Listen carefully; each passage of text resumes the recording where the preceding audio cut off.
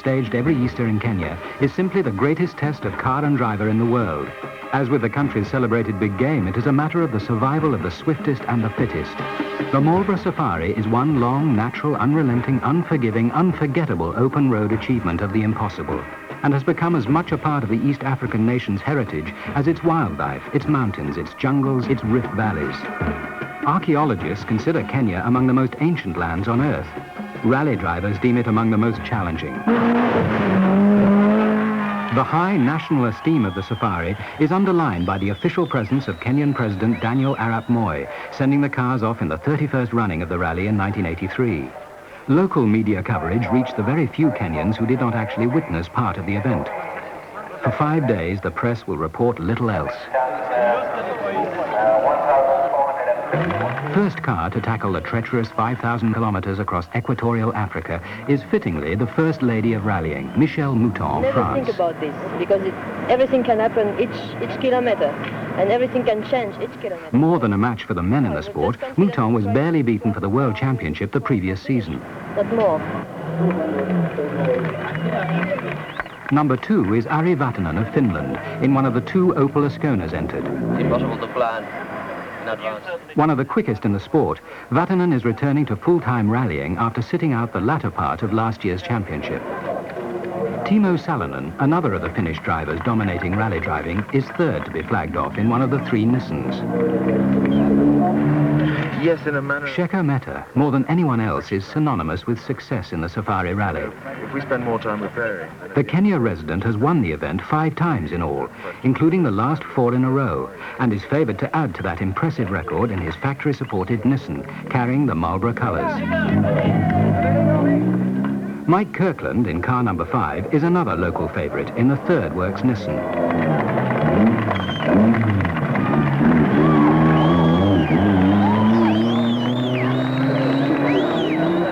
I've got the best car here, but we have a little bit...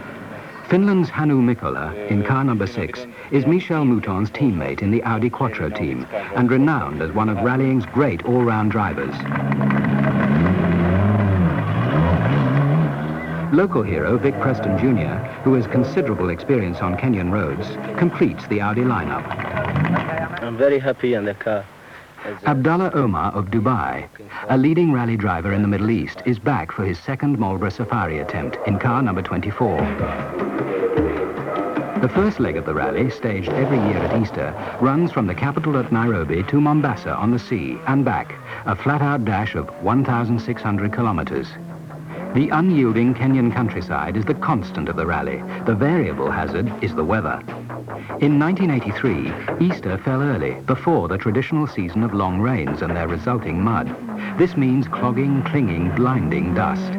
Every car leaves its own blizzard of fine, dense dust in its wake, making overtaking another car at best risky and at worst impossible.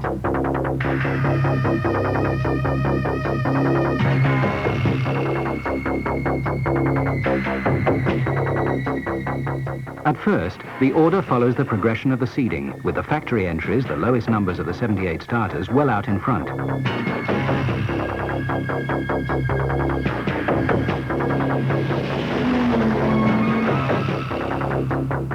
The heat and dust take their toll.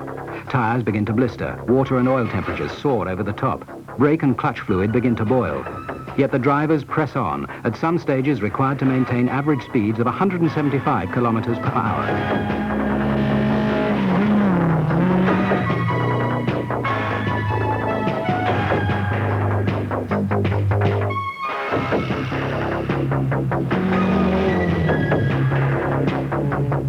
The smallest measure of time in the Marlborough Safari is the minute. The milliseconds used to determine positions in traditional European rallies have no place in an event where those who finish can be separated by a day in penalty time. Most rallies include special stages, speed sprints over closed roads to add obstacles to the course, like a steeplechase. No artificial difficulties are needed in the Safari. Nature supplies enough. To assist engine cooling, many drivers switch on the car heaters in spite of the heat from the equatorial sun. With the windows closed to pressurize against the pervasive dust, conditions inside the cars go from uncomfortable to intolerable.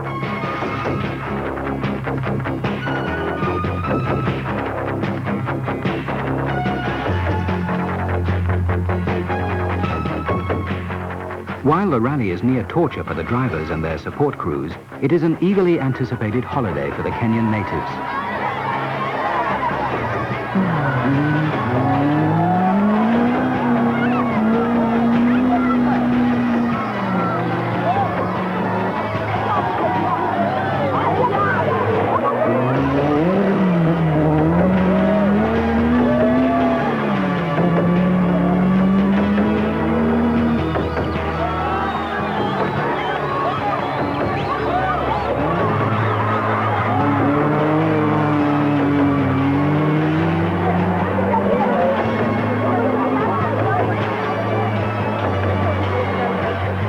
As every year, the bulk of the 1983 entries are private, but the front runners are factory teams.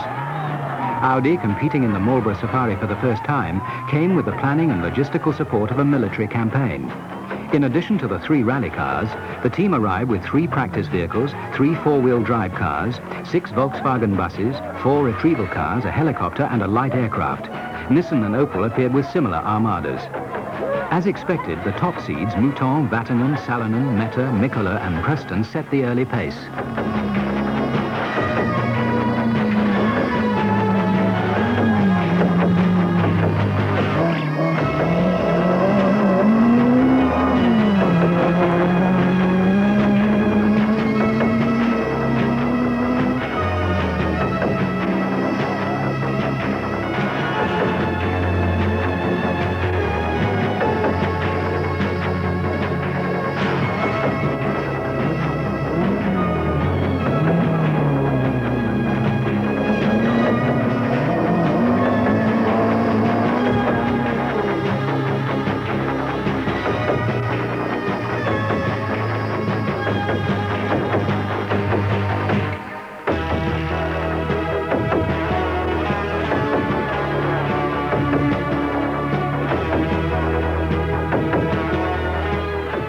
As teams clock in at the 26 control points on the first leg, penalties for arriving late or early begin to mount.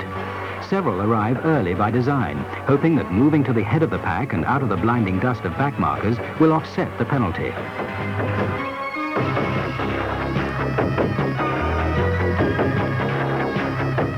Hannu Mikola took the lead at the outset. The Audi trio is well placed, Vic Preston and Michel Mouton high in the standings.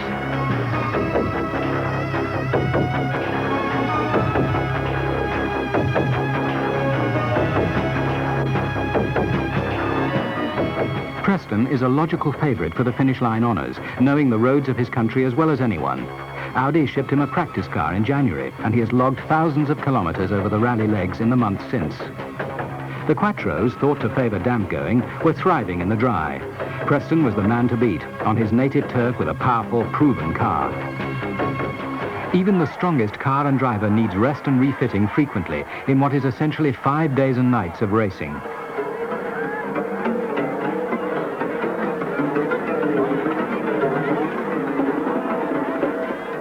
Michel Mouton and co-driver Fabrizio Pons of Italy are having their first look at East Africa, and they have a front seat to view it. Supremely competitive, Mouton and Pons drive every race to win, rather than adopt a slower but safer pace favoured by many others to finish and score championship points.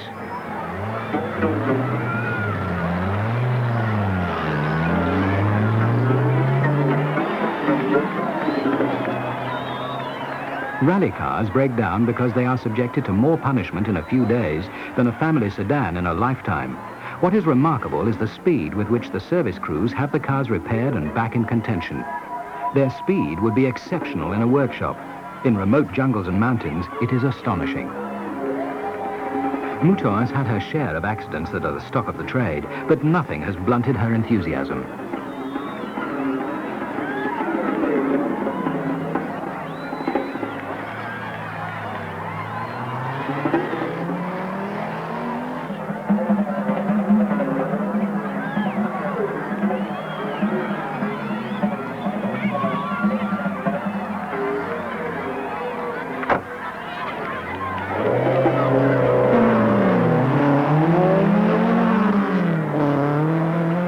Mouton lost a wheel and the lead to Timo Salonen, who lost his gearbox and the lead to Shekhar Mehta, hoping for his 6th victory.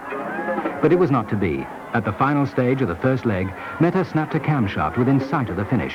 Mechanics slogged to repair it, but there was just not enough time. We broke a camshaft about 30 kilometers before the last control, and we're time-barred because it's too big a job to fix it. After a total of 17,175 kilometers as reigning champion of the event, Mehta's incredible run of safari victories has come to an end.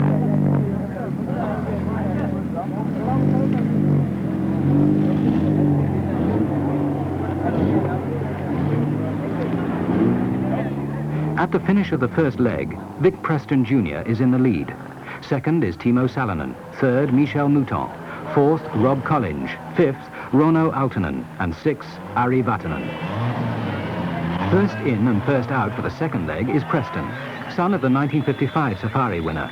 With 1 second and 2 third-place finishes in the rally to his credit, he seems destined to continue the family tradition in the third Works Quattro. Timo Salonen in car number 3 lies second and the sole hope of the Nissan team. Their other 2 cars already casualties. With a service fleet of 20 cars and trucks backing him up, Salonen can expect a lot of support from the Japanese factory.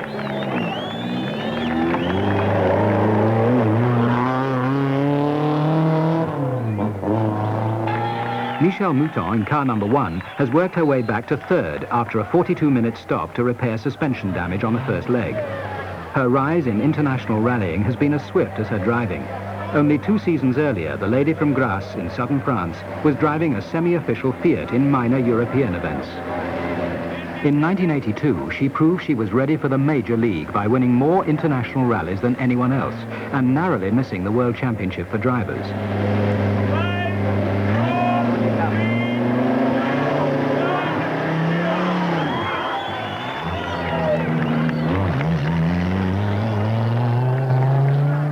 Hannu Mikkola, in car number 6, has also sprung back from first leg disasters requiring installation of a new water pump and cylinder head. Nighttime starts and finishes are as common to rallying as punctured tires. In many major rallies, more than half the driving takes place at night, adding a lack of sleep to other hazards. Ari Vatanen, in car number 2, is almost a half hour off Vic Preston's pace, but there are still 2 legs to go. The second leg is a circuit through the wheat fields ringing Mount Kenya, highest point in the land.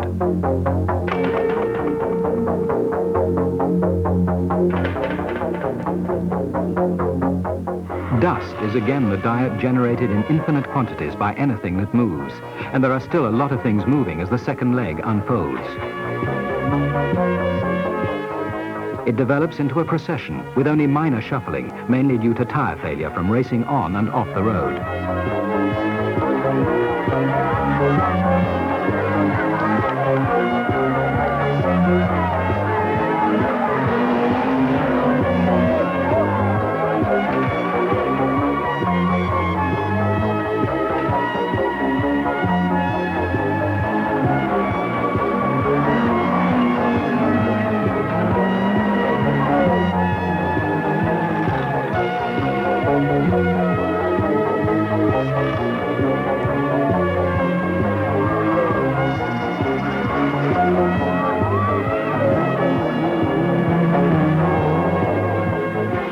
Flying stops at control points save minutes, the most precious commodity to a safari driver.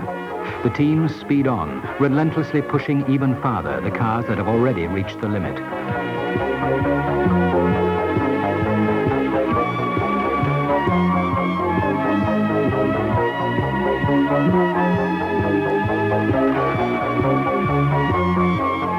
After circling Mount Kenya, 36 of the 78 starters are still in the running after 3,000 kilometers of tough going.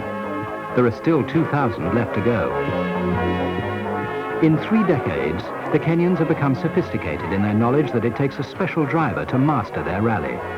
The question becomes whether it will be yet again a Kenyan, like the leading Preston, or one of the more experienced Europeans who are chasing him.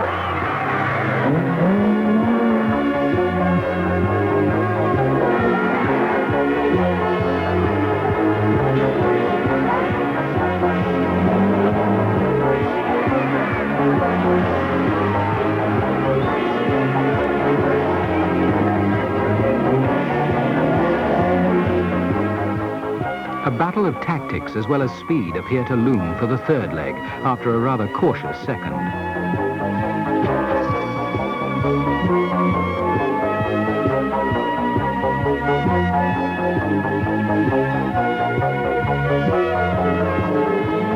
Vic Preston has not only retained his lead in the Audi Quattro, he has extended it. He would again be ahead of the dust storm for the third and final leg, and that was the key to his success in the second. Preston, Salonen and Mouton were again 1, 2 and 3. Aaltonen had moved up to 4th, followed by Collinge 5 and Mikkola 6. Hannu Mikkola, after another series of repairs, was again working his way up and illustrating why in 1972 he was the first overseas driver ever to win the Safari. Michèle Mouton, lying just off the pace, was in the third works Audi capable of winning. Her flair and determination are outstanding to the public and press. She gives everything she's got in every event, compressing as much effort into one rally as some drivers would over a season. Mouton accepts nothing but the best. When congratulated for second in the 1982 championship, she pointed out that there was still one position higher.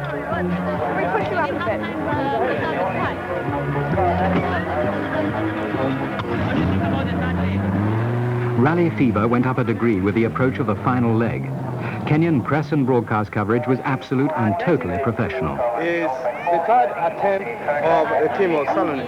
That's the crew that are still in the rally. Mike Kirkland is out. The third and final leg is a climb from the highlands of Nairobi up to the shores of Lake Victoria and back. It starts just before dawn, and like the earlier going is a dust bowl, stretching from Preston in the lead back to the last stragglers hours behind. The dust added another hazard to an already risky undertaking. Hannu Mikkola likened overtaking a competitor in the dust to landing an airplane blind with only instructions from the control tower.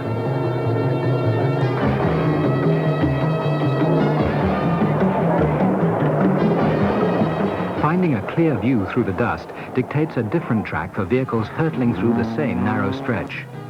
In the desperation of the final stage, overtaking has become critical, taking out a number of well-placed challengers.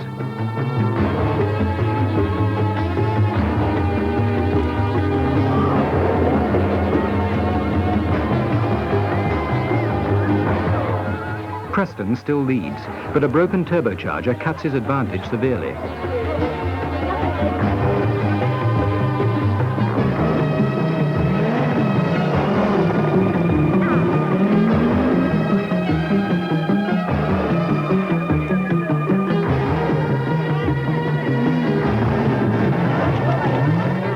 Mouton was again up to second place when she lost a rear wheel for the second time in the rally.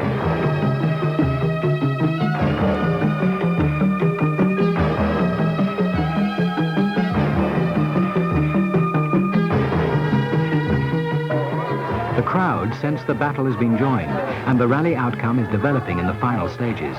Little separates the leaders, and it could be the closest Safari finish since 1973, when the event ended in a tie. Salonen in the Nissan number 3, Mikkola in the Quattro number 6, and Vatanen in the Works Opel Ascona number 2 threatened to make it a three-way finish fight to the winning post. Preston holds on to the honours, but his long stop for repairs has forced him to abandon the tactics that served him so well.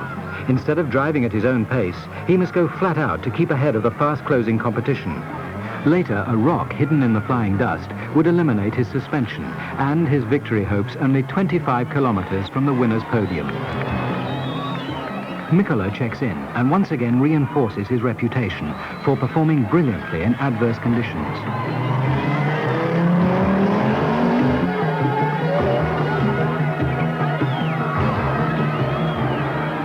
Salonen has been in the thick of things from the start and stands ready to inherit the lead again should the others falter.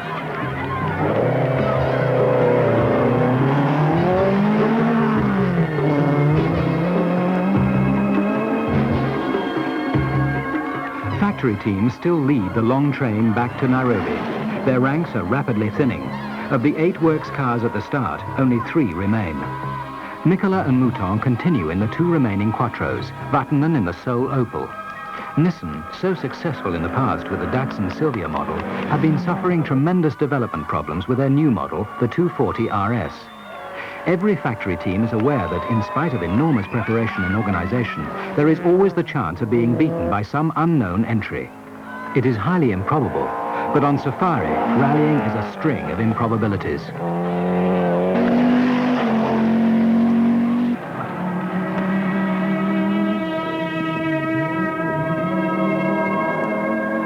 Drivers face new problems at this late stage of a rally. Fatigue, lapses of concentration, sagging of the will to win.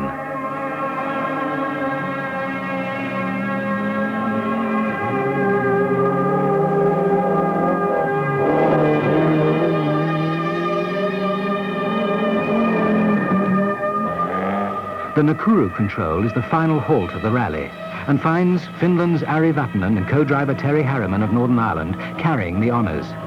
The lead has changed 6 times, but their possession of the #1 slot could prove the most significant. Mikkola arrives 7 minutes later after 4,787 kilometres of hard competition. The only remaining question in the final rundown to the finish is whether the Opel can hang on to the lead over the power and traction of the Audi.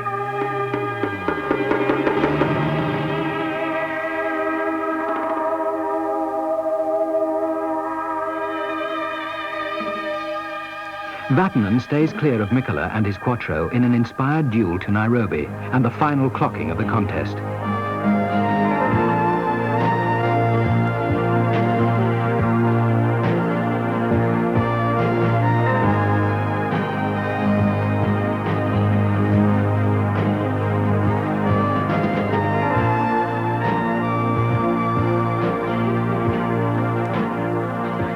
All Nairobi is on hand to welcome the victors.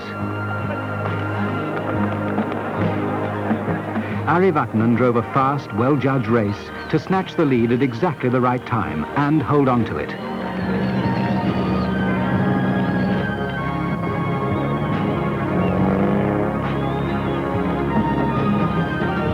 The Finnish champion is the first to mount the ramp which he left 5,000 grueling kilometres earlier, winning in only his second attempt at the safari. Vatanen was 6 minutes ahead of countryman Hannu Mikkola, a blink of an elephant's eye in such a long and impossible test. But that blink was enough to make Ari Vatanen and Terry Harriman the undisputed champions of the world's toughest and greatest motor rally.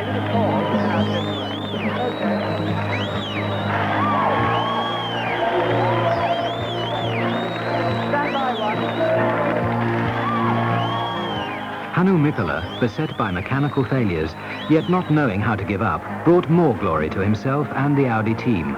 A second place by 6 minutes in Audi's first East African entry points to the power of the future.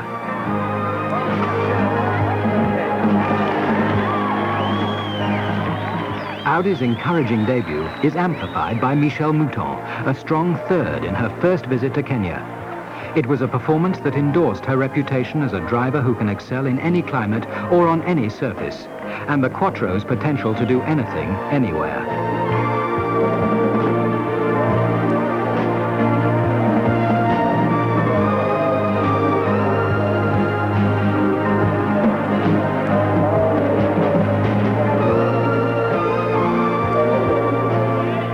Works teams provide the pyrotechnics of the Marlborough Safari, while private entries are the heart. A typical example is Kenyan Johnny Hillier, who started 7th in a Peugeot 504 pickup and dropped only 1 place to the end, driving ably and out of the glare of the international press.